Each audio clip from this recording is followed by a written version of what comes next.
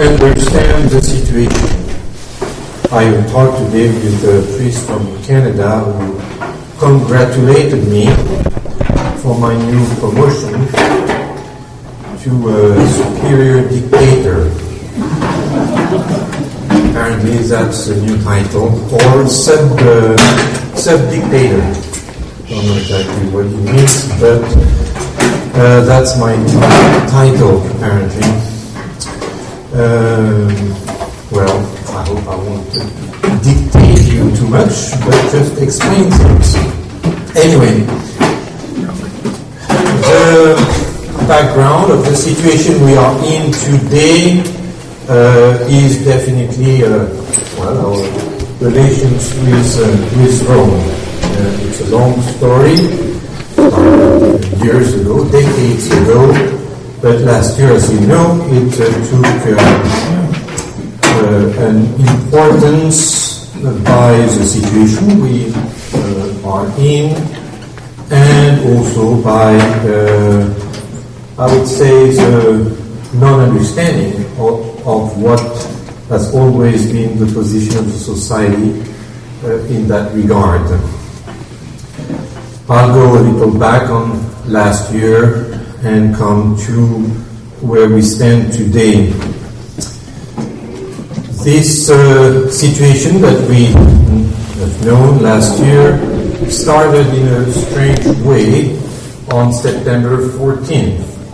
Remember, Bishop Williamson is asked to visit Rome with his two assistants, Father Fugger and Father Nelly, on September 14, and the reason of that meeting with Cardinal Levada was, at first, an evaluation of the doctrinal discussions. So we have been discussing for 2 years the doctrinal points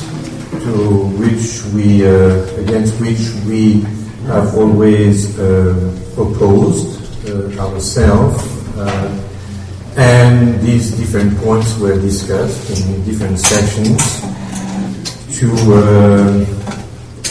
come to a conclusion that I would say, as we say around here, we agree that we disagree. That on the main points, on religious liberty, on ecumenism, on collegiality, on the new liturgy, and also mostly because it's the root of all the other problems, kind of the roots anyway, on the notion of magisterium, of the teaching of the Church. These discussions allow us to make our points, explain to Rome in a real, I would say, written discussion. So we would present our objections to Vatican II, they answered them, and then we would give another response to their answers, and then they would meet physically and discuss the different points. So it was clear at the end that we did not agree on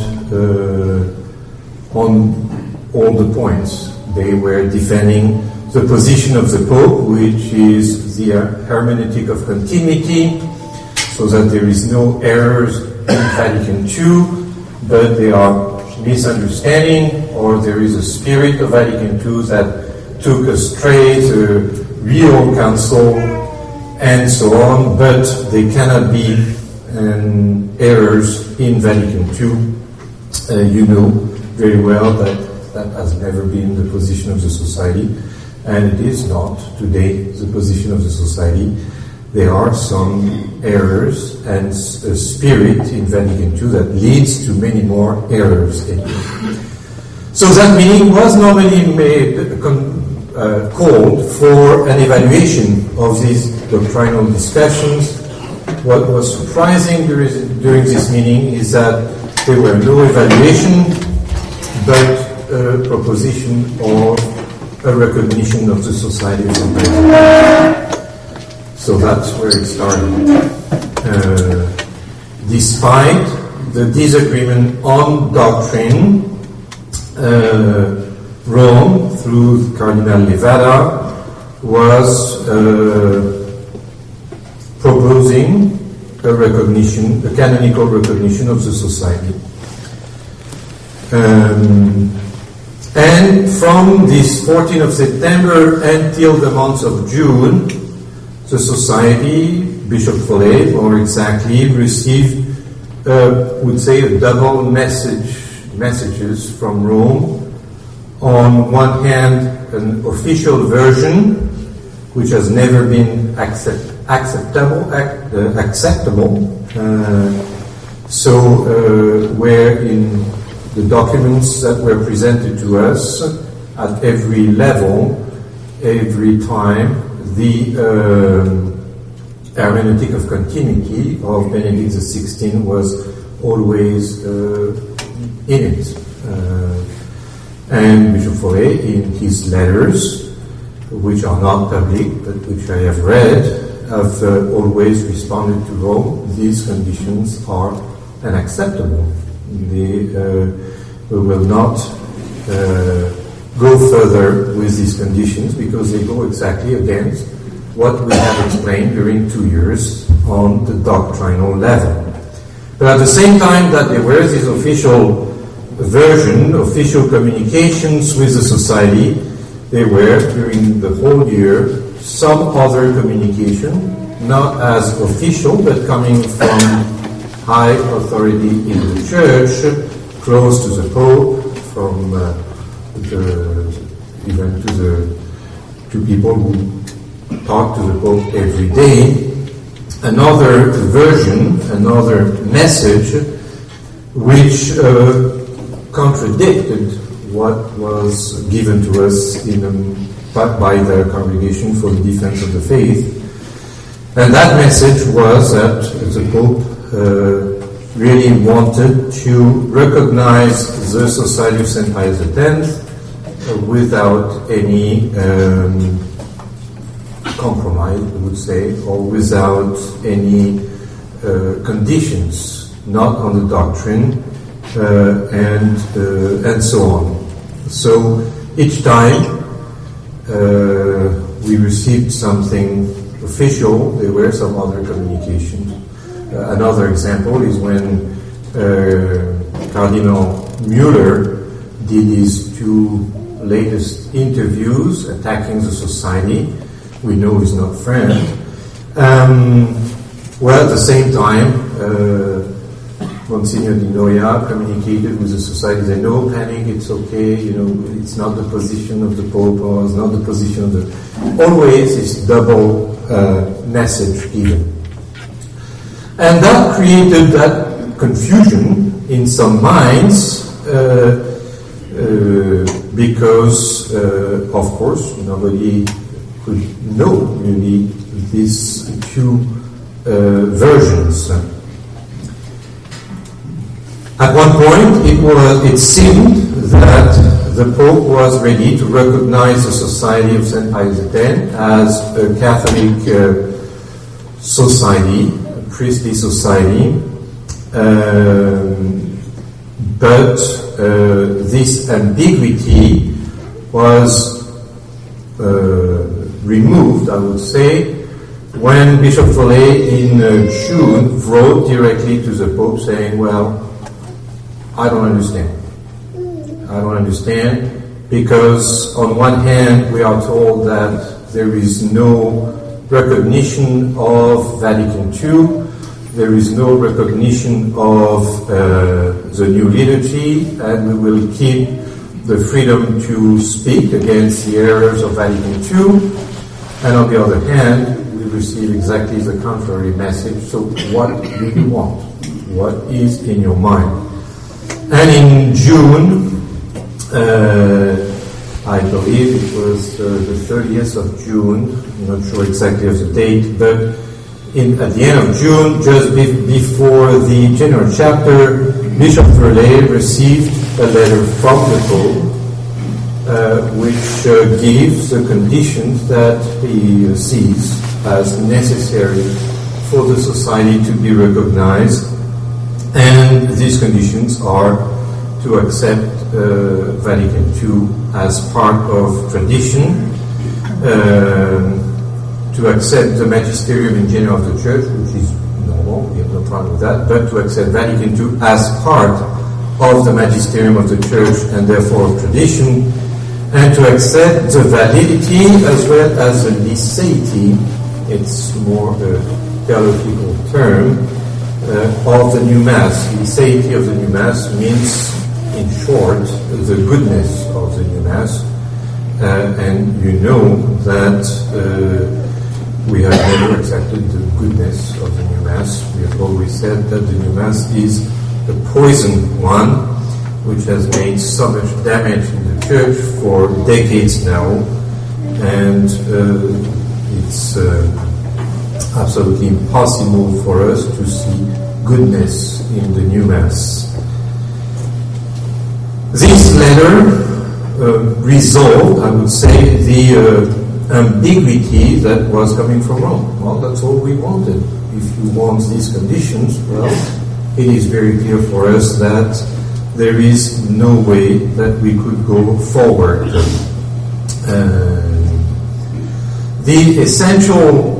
The key point in these discussions is the magisterium of the Church, which means the teaching of the Church. The problem that we have always faced, and we have studied for years now, is, well, how is it possible that a council, an ecumenical council like Vatican II, and the teaching of the popes since then and for decades now, would go against the teaching, the traditional teaching of the Church? How is that possible? We believe in the Catholic Church. We have the definition of the infallibility of the Pope. We know the theology about the magisterium of the Church, but never, even though there were major crises in the history of the Church, never before a crisis would affect the magisterium of the Church to the point we see today. So we have in the society for years studied that question because it's one of the key things. Some will say, well, it is a magisterium of the Church, therefore we have to follow. And we have to understand Vatican II in a traditional way, but we cannot refuse as it is part of the magisterium. That's one solution proposed of what we would call maybe the conservative Catholics in the Church. On the other hand, you have sedevacantists who say, well, it cannot be magisterium because it goes astray, and therefore those who are giving this teaching are not true authorities in the Church. The Pope is not the Pope, and the bishops are not bishops, and so on. They have lost their office by teaching these errors. The position of the society has always been different, which is to recognize the authorities in the Church, the authority of the Pope and even of the bishops, but to refuse to follow them in the direction that they took with Vatican II and since then. The magisterium, we say, is the infallibility of the Church in this magisterium is, on one hand, can be extraordinary when the Pope exercises his power, and that's only in some conditions explained in Vatican I Council, or it is the magisterium of the Church as a whole, the ordinary magisterium of the Church, which then must be in accordance with the teaching not only of all the bishops today, but also with the teaching of the Church in the past. So this difficulty of the magisterium for us is explained in that way. They don't understand that as they refuse kind of our position, and they accuse us of being Protestant. Why? Because we use our judgment to determine, to decide what is good or wrong in the magisterium of the Church today, which is a definition of Protestant. They do it with the Scriptures. They decide to what is in the Scriptures, and they interpret the Scriptures, and therefore the teaching of Jesus Christ with their own mind. Everyone can understand and have direct internet connection with God to know exactly what he meant to say. So the Protestant is an individual approach to the reading of the Scriptures, and they say, well, you have an individual approach to tradition. You judge things as you want by deciding what is in accordance with the teaching of the past or not. Our answer to them is, well, you are modernist. And that was told to them during these meetings. Some don't want to listen to that, but it's a reality. Yes, the Commission said, well, you are modernist because you think that the teaching of the Church can change, that there is an evolution, and when there is a contradiction between the teaching of today and of the past, well, you think that this truth can change and can evaluate, change with time. So that's how the discussions with Rome ended. You are Protestant? No, you are modernist.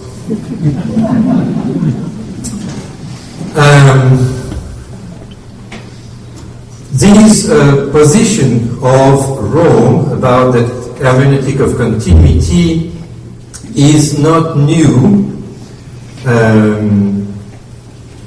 and it's for them, I would think, a way to try to explain the situation, because the Pope apparently is aware of a crisis in the Church. He has difficulties with a lot of bishops' conferences and with many priests at every level.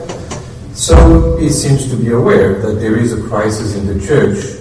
But they explain himself and most of the authorities in Rome explain that difficulty by the fact that the council was good and they are trying to save the council, even though they see that there are some what they would call themselves abuses that have been introduced from the council and so on. But to explain that, because they have to hold on the goodness of the council, they say that there is a para-council that took place. So there is a real council to which we must go back, and there is another council or spirit of the council that went sideways. You know, once again, that has never been the position of the society, of the Archbishop. No, they are in certain documents of Vatican II some errors that contradict the teaching of the Church of the past. This position is not new in Rome, not new in the mind of the Pope, but these discussions with Rome in the past few years have been the occasion, definitely, for us to show that our position about the Council of Vatican II is very different. There are novelties in the Council that are in rupture with the past.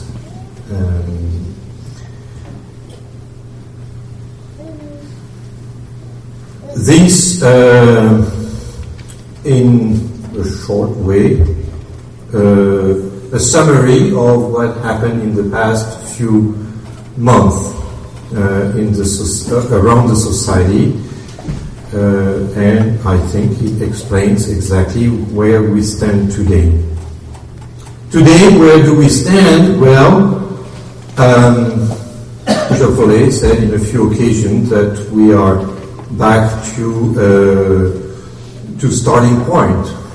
Why? Well, because the Pope explained himself, gave himself the conditions to a an eventual possible recognition of the society, and these conditions have never been something that we would agree with, and that was made clear from the beginning. Today, we know that Archbishop Di Noia, for instance, has been appointed to his position in order to keep this contact with the society, and we have read yesterday, I believe, the new communiqué of press coming from Ecclesia Dei Commission, explaining that they are waiting for an answer from the society. I thought that the answer was already given.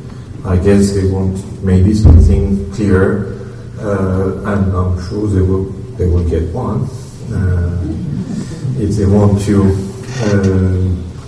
So they will surely continue to do things. For us, it's clear that if there is no change of positions in Rome, which is always possible, well, there is no way that we could go forward with that. Bishop Follet, from the beginning, has always said that the conditions for us to be recognized are simple. We have to remain as we are. It has been said to Rome in many occasions this year, in letters, in conversations, meetings, and so on. We have to remain as we are, with the same freedom to operate, to do our work, because we know that as soon as we go under the bishops, we will not be able to operate normally. So we need that independence there. We need to be able to remain with, obviously, the liturgy of 1962, and that ability to attack the errors that are going on in the church today. That freedom to speak against the errors at CZ or from the bishops' conferences from wherever was one of the conditions. I've seen it in writing from Bishop Follet to the Commission Ecclesia Dei. It is one of the letters that was not publicized, but was not public even to the members of the society. I know it's one of the letters that reassured Bishop de Galarreta when he saw it. He said, okay, fine with me. Things are okay. If these are the conditions we are asking from Rome, I'm fine. But that was not known in the past, in the months which were the most hectic, I would say, or the more difficult last year. So these conditions are that we have to remain as we are. And if we don't remain, well, we cannot go forward, because it means that we will not be able to continue our work of protecting, defending, and growing tradition in the church. So that was clear during the whole time. Might not have been clear in some minds, but it was definitely, and it is clear, in the mind of Bishop Follet. himself had explained that during this year, his only goal was to understand the situation and to understand the will of God. What is the will of God? What direction God wants us to go? And it's the most important question here. He affirmed in many occasions that he has never looked for an agreement with Rome as such, but as Rome was opposing certain things with these two different communication messages, he had no other choice than to look into it and try to find out what is the will of God. And keeping the conditions absolutely necessary for us to remain as we are was for him the sign that we needed to see if God wanted us to go into one or the other direction. Leaving to providence, as always Archbishop Marcel Lefebvre asked us to do, leaving to providence the leading part and trying to find out along with the events, circumstances, what really God wants us to do today, because our goal is and has always been to not only keep things for ourselves, but to bring it back into the church. The goal is not just to remain as we in a small circle, but to really try to convert as many people around us, but also as much as we can the authorities of the church. That has always been his intention, and during this past year. And the general chapter in the month of July, when all the superiors of the society and all the priests gathered at Icon, that's what he presented to us. The text, the exchange of communication, of letters that happened during the year, and explained what he did. And some are surprised that a unity was found back in the society with certainly different approaches or leaning towards the harder position or a smoother position that has always been in the society, but a real unity in a declaration, putting into it some conditions that would be necessary in the if ever the possibility of a recognition came back.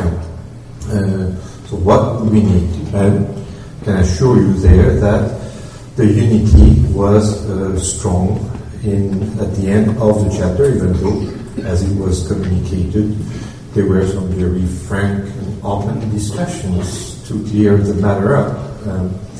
So what happened last year? Well, I think the situation of this ambiguity of what Rome was really willing, wanting, what was the Pope wanting, was part of the difficulty of the situation. There were definitely a problem of communication due to different factors, reasons. First, it's known that there were some leaks, so each time Bishop Williamson would communicate things to some priests or even bishops, documents that were supposed to remain internal to the society, which is normal in any organization, would come out. Well, when you start having leaks like this, it blocks the whole thing. We can't communicate anymore.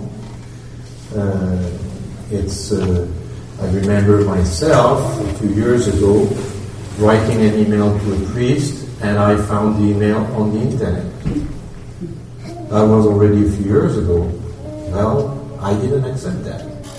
And I cannot accept it. If I cannot communicate with the priest freely, and each time I send a letter to a priest, I must fear that it will end up on the internet, it blocks the whole thing. It's impossible. That's exactly what happened in the society last year. It was impossible, it became impossible for Bishop Follet to explain certain things, even at a very high level in the society, because it would go out and would destroy the trust and the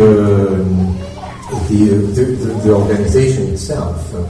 So a mix of a difficult situation, ambiguity in Rome. Anyway, each time we are in that kind of situation, we remember in 88 when the Archbishop was in Rome to sign the possible protocol with Cardinal Ratzinger. We remember, even though it was, thanks be to God, not a time on the internet, but it was not an easy situation neither. And when he decided to consecrate bishops, it was not an easy situation neither. So it's not the first time we are in this type of delicate situation, but that was only part of the difficulty that we found last year.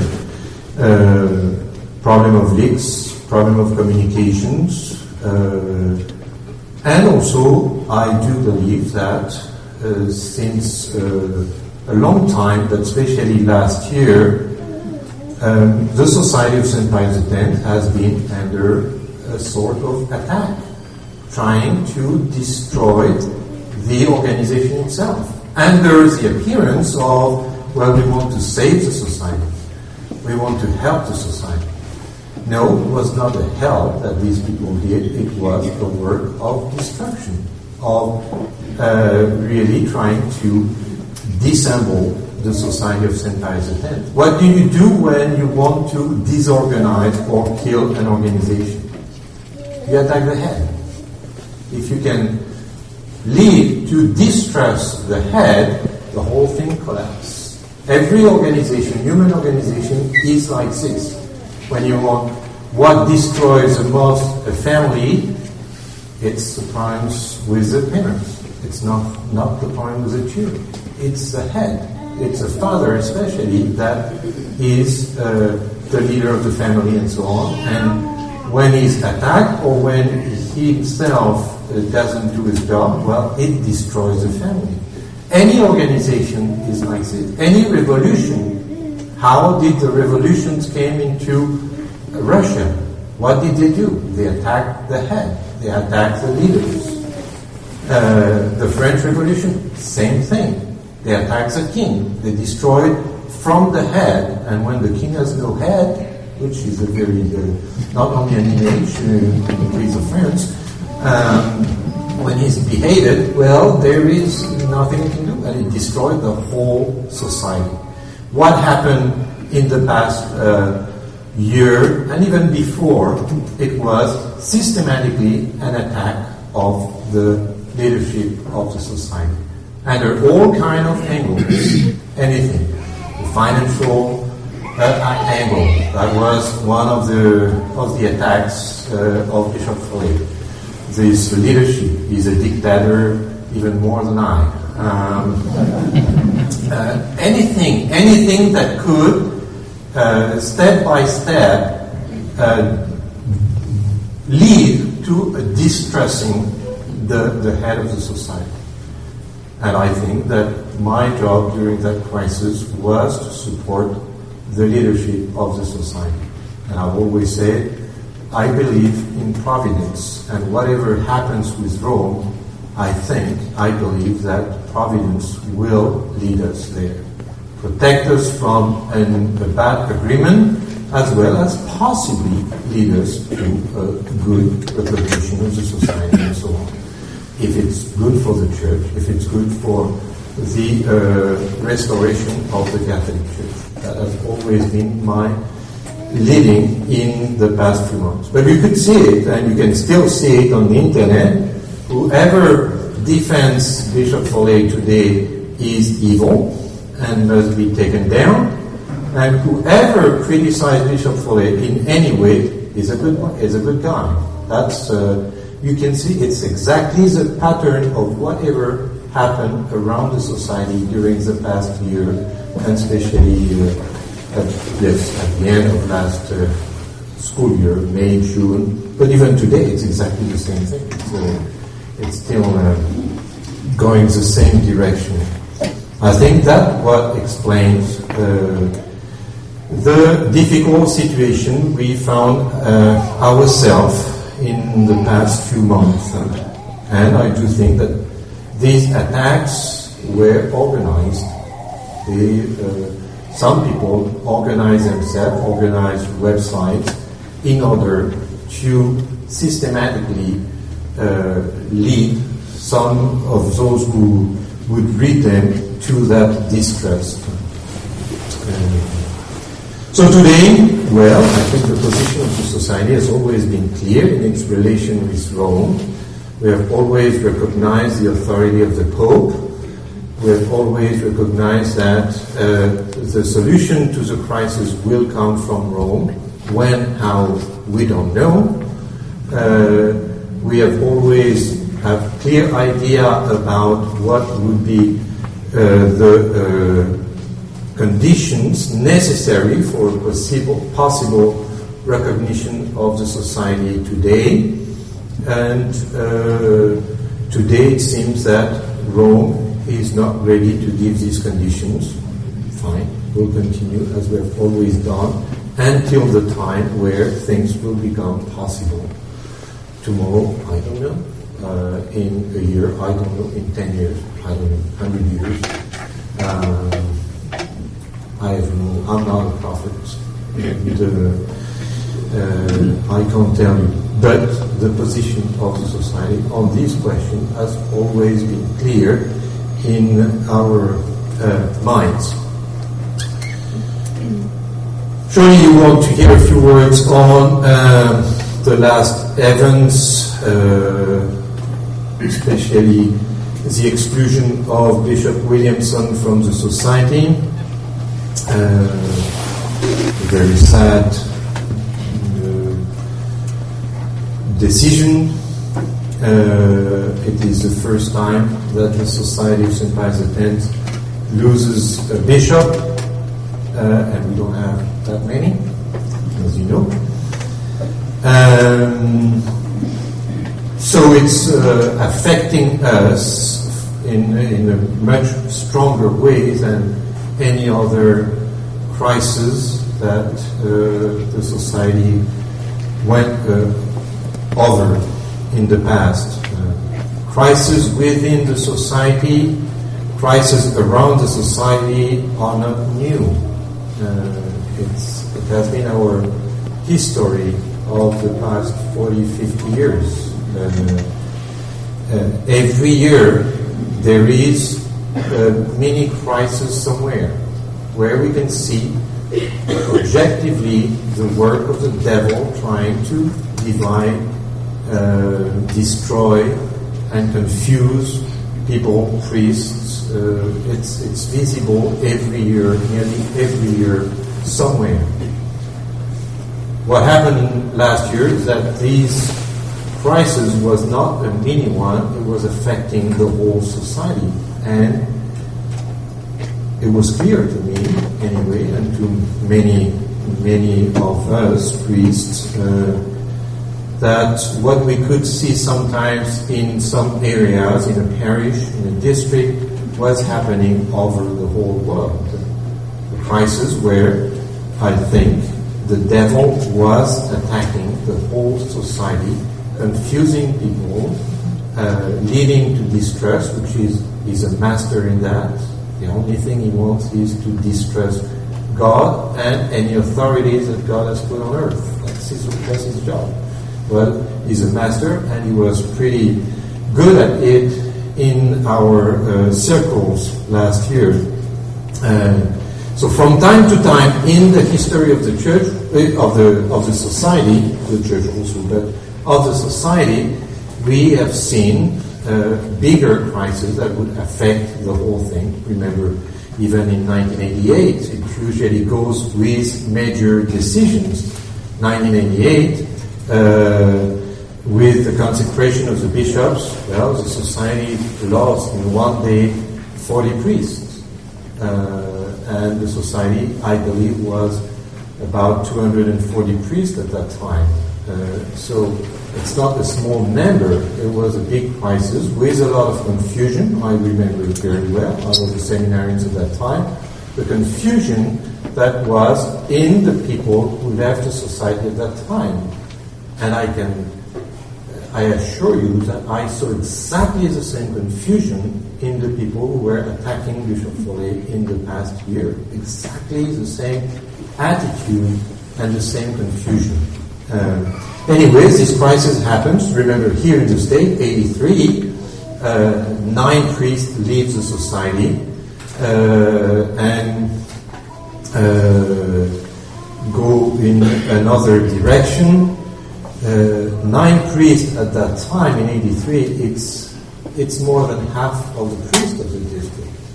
There were I believe 4 or 5 priests remaining for the whole US to continue the work of the society in 83. It's like we would lose today in the US 50 priests or even more who would leave us and leave us with half or even less than half of the priests to continue the work that we have been doing for many years. So crises that have affected the society in very deep ways is not new to us, unfortunately, and I think because it is the situation we are in. The devil is disturbing and trying to destroy and as much as he can. Today, the crisis that we have known, and which I hope is over, has affected us with being forced to exclude one of our bishops. Once again, a terribly sad situation. The reasons for that exclusions, well, for quite a few years, Bishop Williamson has been asked to close his blood dinos corpus. Many occasions, verbally for years, and then starting in 2009, he received letters after letters asking the same thing. You are doing something which is not permitted to any member of the society, to have a private means of communication, to have something which is a side of the society, which is not within the structure of the society, and this has always been. It's not a rule made for Bishop Williamson, it's a rule that has always existed in the society, and that exists in nearly all religious congregations.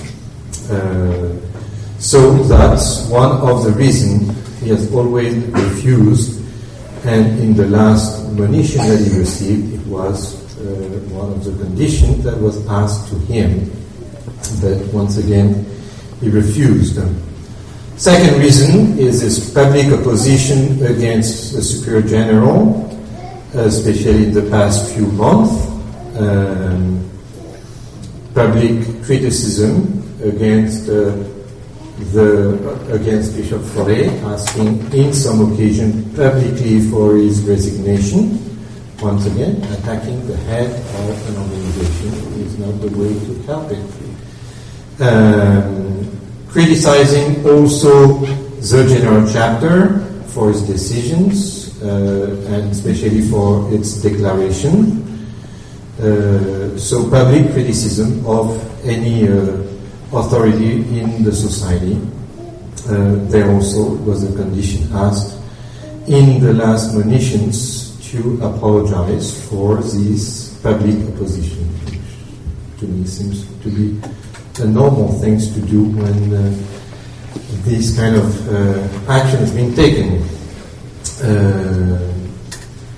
And I would say the last reason is serious acts of disobedience within the society, leading to provoke a division within the society, pushing or leading certain priests to distrust their superior general and go into disobedience, open disobedience to the superiors of the society.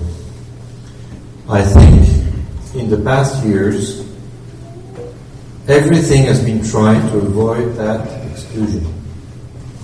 And I'm a witness for that in some occasions. Everything has been tried, and the goal of Bishop Williamson was, as much as possible, to avoid to come to that point. But with the last admonition that was given to him, when the response of Bishop Williamson was to publicize an open letter where he would exactly make the same points that he's approached with, so making once again public these matters.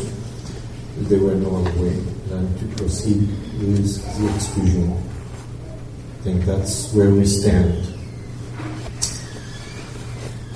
I guess also a few words on a few priests that have left or have been excluded, in fact, from the society as well. They were visiting here these past few days, Father Pfeiffer and Father Chazal. I was going to talk to Father Chazal during the past few days, and I think to summarize the situation, I would say they have taken a position which is obviously different than the one of the Society of St. Pius X. They argue that the Society of St. Pius X has changed its position, for example, using the declaration of the General Chapter of 2006, there will be no practical agreement before a doctrinal one, which was part of the declaration of that chapter. And their conclusion for them is that we must see first a conversion of the Pope, and then we can discuss. We can follow eventually with a recognition or an agreement. This question of the General Chapter of 2006, so no practical agreement before a doctrinal one, is obviously one of the matters that were discussed at the General Chapter in 2012, last summer, because we have seen that as an objection against Bishop Follet. So obviously that matter came up and was discussed. And it's not an easy question to answer, because there are a lot of things behind it. But the conclusion of these discussions within the chapter was the list of conditions necessary for a possible recognition of the society. We have them in the declaration of the chapter 2012. So that was kind of where the discussion led, because in short, no practical agreement before a doctrinal one is a line of action which must be a prudential one, and therefore can and must even be adapted to the circumstances we find ourselves. The difficulty with the priests who are leaving us today is that they make of this question a question of faith. A question that it's a dogma. It cannot be discussed. Is it a question of faith or is it a question of prudence? Well, obviously this question of our relation with Rome is linked to a problem of faith. We are in a crisis of faith, definitely. So we cannot separate the question to the difficulties, the errors and heresies that are spread in the church. So yes, it is linked to a question of faith because of the situation we are in. We need to protect ourselves, for instance. We need to keep the faith. But in order to put it into practice, how do we keep the faith? How do we act? Well, this is a question of prudence. How do we act? And therefore, even our relations with Rome is not a question, it is mostly a question of prudence. If we need to remain in our actual situation, canonical situation, with that so-called non-recognition of the society, it is because, for us, it is imprudent, and because the conditions to be recognized are not there. But if the conditions are there, well, then it is a possibility, anyway, that we would go into that direction. Is it too dangerous for us to remain as we are, or is it not? But as soon as we ask, is it too dangerous or not, it's a question of prudence. It's a question of prudence. It's not a dogma. The Protocol of 1988, signed by Archbishop Lefebvre, is a perfect example. At one point, Archbishop Lefebvre thought that it was prudent to go ahead and sign this protocol with Cardinal Ratzinger. It is true that the night after not sleeping the whole night, he denounced that signature and said, no, it's not prudent, and we cannot go ahead. But he has always explained in conferences that it's not so much the protocol which was bad, it was because they were not ready to give a bishop, and they would delay the dates and so on, and the nomination of at least one bishop for the society. And so it's there also a question of prudence. If you are delaying the consecration of a bishop, well, I'll do it myself. So these are an example to show you how this question of no practical agreement before a doctrinal one can be understood in different ways, and has always been understood in different ways. To say that it's first a conversion of the Pope is one of the ways to interpret it, and even when that question was asked to the chapter, okay, what did we mean when we say no practical agreement before doctrinal one? Members of the chapter of 2006 would not agree. Well, it meant this, no, it meant that. Because it's a question of prudence. It's normal. It's not that there is division or difficulty there, because it's how do we apply it to our actual situation. So I think that's the main difference today with the argumentation. Every argumentation you will find is related to that, from these priests who are leaving us or being excluded. They do not understand that declaration the same way than we do, but apparently they know better. Another point I will make, and stop after that, I guess, if you have questions. The arguments that they use to defend their positions and to try to show that the society has already betrayed or is on the path of betraying, these arguments are mostly the same than those that were used in 1983 by the 9 priests who left us and were already, I don't know now, when I say they were sedevacantists, you say, no, they were not. Okay, well, they became then sedevacantists right after leaving us. It doesn't change a lot of things from before. But the arguments that they are using today are exactly the same. Take the letters that the 9 wrote to our bishop. It's same points. The society is going to become novus ordo. Okay, it's a future.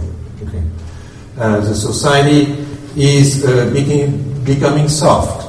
The society has softened their positions on this and this and that. A fear of what's going to happen,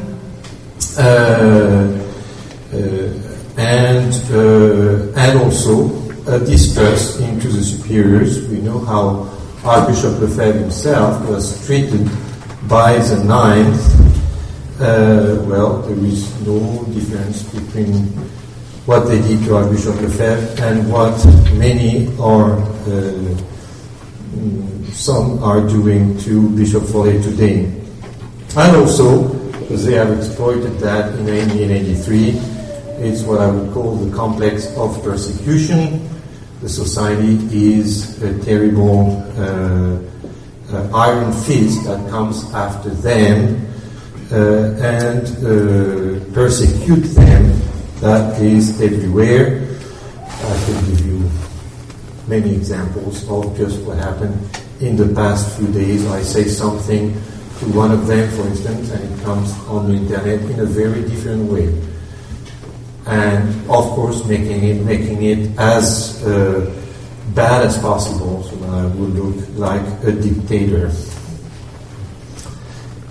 So it's our history. On one hand, we are accused to be too hard. On the other hand, we are accused to be too soft. There is always something too much.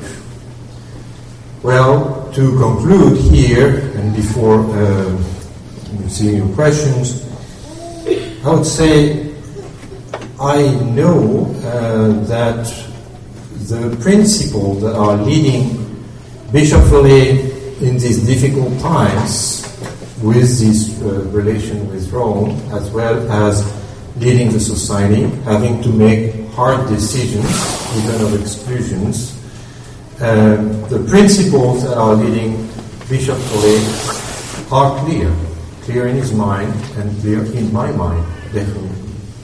The position of the society relative to Vatican II, the liturgy, the situation we are in the Church, the relation with Rome are absolutely clear in my mind. We know exactly from the recognition of the authority of the Pope with the difficulty we are in by with the destruction of the Church and all the attacks that are made from the highest authority in the Church to whatever is traditional in the Church.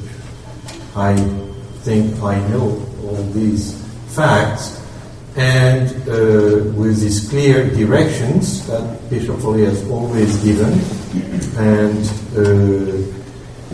we will continue to act as we have always done. And it is not because some priests or even some faithful are unhappy with that direction and think that we have changed, that they will make me change my mind.